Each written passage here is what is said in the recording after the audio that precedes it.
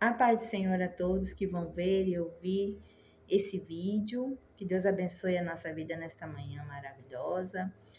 Nós estaremos dando continuidade aqui ao nosso devocional, né?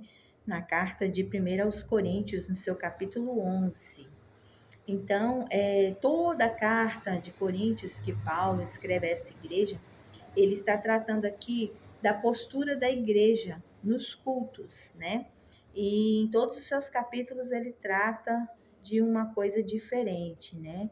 De uma postura diferente, de uma tradição diferente, né? Então, Paulo ele vem tratando. E aqui no seu capítulo 11, ele vai falar sobre a postura das mulheres no culto, ele ensina sobre o véu, a questão de usar o véu, né? Porque naquela época os homens e as mulheres se vestiam iguais na cidade da Grécia.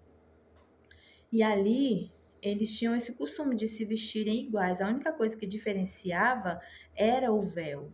E esse véu para a mulher era honroso, porque a mulher ela estava dizendo que ela honrava a Deus, honrava o seu marido e honrava a si mesma. Ela dizia que ela era honesta, submissa, ela era casta, ela era uma mulher obediente.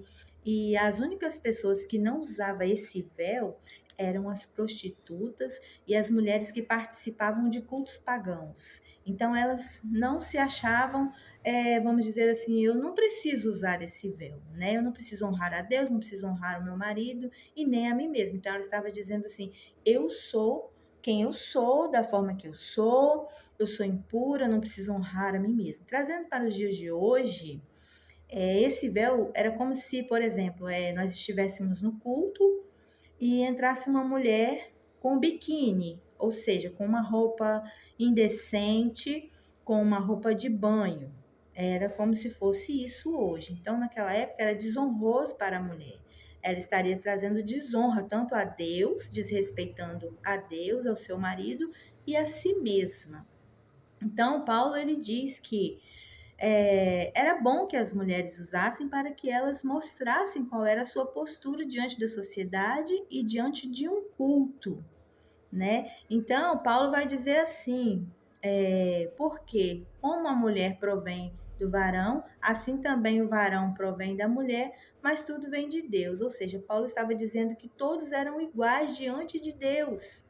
Não havia diferença, mas a mulher usando o véu, ela estava mostrando a sua postura de mulher honrada, de mulher santa, de mulher de Deus.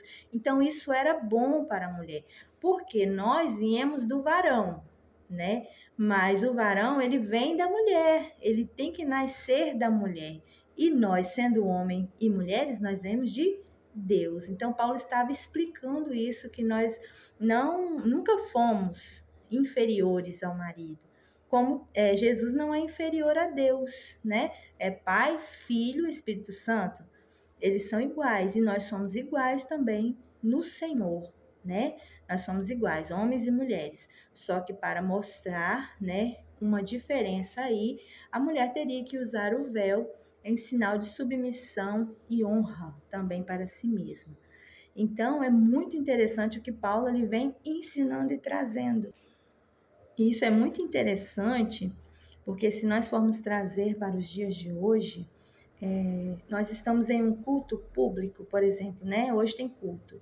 E nós, como mulheres, nós temos que nos vestir de uma maneira em que não vá chamar a atenção das outras pessoas. É o que eu sempre digo, né? Nós devemos nos vestir de uma maneira em que não vá atrapalhar a adoração do meu irmão. Se nós trazemos a atenção para nós, ao invés da atenção para Deus, nós estamos pecando. E isso é muito sério hoje nas igrejas. Nós temos que nos vestir de uma maneira que não vá chamar a atenção do nosso próximo, tanto homem como mulher. Então, nós temos que nos vestir castamente, né? Nós temos que nos vestir decentemente, nós temos que nos vestir de uma forma que não vá chamar a atenção de ninguém. Se naquela época as mulheres não usassem o véu, com certeza elas estariam chamando a atenção dos adoradores na igreja e elas iriam estar pecando. Então, Paulo dá continuidade aqui, ensinando sobre a ceia do Senhor. E aqui Paulo, ele vem dizendo como deveriam celebrar a ceia do Senhor. Logo no início ele diz assim, olha, nisto porém que vou dizer-vos, não vos louvo, porquanto vos ajuntais não para melhor, senão para pior. Aqui do verso 17 até o verso 22, Paulo está exortando, Paulo está repreendendo aos irmãos daquela igreja de Coríntios, dizendo que eles estavam fazendo tudo errado. Ou seja, naquela época havia-se uma tradição de que todos os domingos a ceia ela era celebrada. Então, se reuniam todos ali, todos levavam alimentos, frutas, vinho, o que tinha naquela época eles levavam, formava-se um banquete, uma mesa farta, e ali vinham os ricos, os pobres, todos daquela região para fazerem parte daquela ceia, ou seja, eles comiam, bebiam, se alegravam, depois eles iriam celebrar a ceia do Senhor. Só que Paulo está dizendo que eles estavam fazendo tudo errado, tudo ao contrário. O que eles estavam fazendo? Os ricos levavam seus alimentos, ficavam ali em um canto separado, ali eles comiam, bebiam e não se lembravam dos seus irmãos. Os mais pobres, aqueles que não tinham condição, estavam ali, ficavam com fome. Então, na hora da ceia, como que eles iriam esperar uns pelos outros se eles estavam com fome? Então, Paulo está dizendo, olha, vocês estão fazendo tudo errado. Não é assim que o Senhor ensinou, mas eu vou mostrar para vocês como que se deve celebrar a ceia do Senhor. Aí então Paulo começa a dizer lá no versículo 23, diz assim, ó, porque eu recebi do Senhor o que também vos ensinei. O que Paulo aprendeu com Jesus, ele passou para eles. E diz assim, ó, que o Senhor Jesus, na noite em que foi traído, tomou o pão. E tendo dado graças, o partiu e disse, tomai e comei isto, que é o meu corpo e é partido por vós. Fazei isto em memória de mim. Então, Jesus está dizendo aqui, olha só, vocês vão pegar o meu corpo e o meu sangue, vocês vão tomar, vocês vão comer e beber em memória de mim. Vocês vão se lembrar, olha para trás um pouquinho, vão se lembrar da cruz, da minha morte. Jesus ele coloca pontos aqui ensinando como nós devemos fazer parte do corpo e do sangue de Cristo. Primeiro, lembrar da cruz, da morte de Cristo, trazer à memória o sofrimento de Cristo. Aí, semelhantemente, depois também tomou o cálice, dizendo, este é o cálice do Novo Testamento, do meu sangue. Fazei isso todas as vezes que bebedes em memória de mim. Porque todas as vezes que comerdes este cálice, comeres este pão e beberes esse cálice, anunciais a morte do Senhor até que eu venha. Ou seja, você está lembrando da morte. Agora você vai lembrar da vinda do Senhor. Com o cálice na mão, você vai lembrar da morte, você vai lembrar da vinda. Quando Jesus voltar, nós iremos morar com ele. E olha só, porquanto qualquer que comer este pão e beber desse cálice do Senhor indignamente será culpado do corpo e do sangue do Senhor. Examine-se, pois, o homem a si mesmo, e assim coma deste pão e beba deste cálice. Jesus pede para que a gente lembre da cruz, depois lembre da volta dele. Agora, analise-se, pois, o homem a si mesmo. Nós vamos olhar para dentro de nós.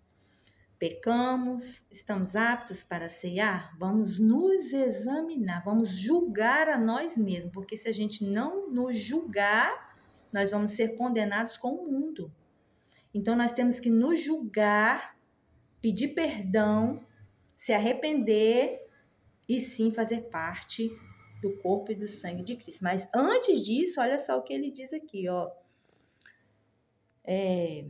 Portanto, qualquer que comer do sangue do Senhor. Examine-se, pois, o homem a si mesmo, coma deste pão e beba desse cálice. Porque o que come e bebe dignamente, come e bebe para sua própria condenação, não discernindo o corpo do Senhor. Ou seja, nós temos que saber o que nós estamos fazendo. A ceia é um reconhecimento daquilo que aconteceu com o Senhor. Nós temos que ter a certeza daquilo que o Senhor fez por nós, qual o verdadeiro sentido de nós estarmos ceando, fazendo parte do corpo e do sangue de Cristo, ou seja, sentindo a dor que ele sentiu, aquilo que ele sofreu por nós, nós temos que estar trazendo à memória. Por causa disto, há entre vós muitos fracos, doentes e muitos que dormem. Ou seja, quando nós não temos a certeza daquilo que nós estamos fazendo, nós estamos comendo e bebendo para a nossa própria condenação. Por isso que há muitos fracos, muitos doentes e muitos que já morreram. Por quê? Tomaram a Santa Ceia indignamente, sem ter o discernimento daquilo que estavam fazendo. Então, Paulo ele ensina a igreja no profundo o que é a Santa Ceia do Senhor. Aí agora ele diz assim, ó: portanto, meus irmãos, quando vos ajuntais para comer, esperais uns pelos outros. Foi o que ele disse lá no começo. Os ricos comeram ali, só pensavam neles, não pensavam nas outras pessoas. E a mesma coisa é a Santa Ceia do Senhor. Antes de você tomar e comer, você tem que olhar à sua volta. Você olhou para trás, olhou para a cruz. Olhou para frente, olhou para a vinda de Jesus. Olhou para dentro de si, analisou a si mesmo.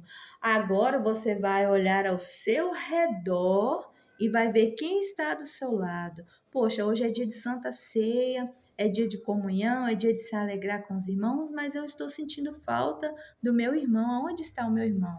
Depois que você tomar essa Santa Ceia, você vai esperar, vai procurar os seus irmãos, aí você vai tomar essa Santa Ceia. Qual será a sua primeira atitude?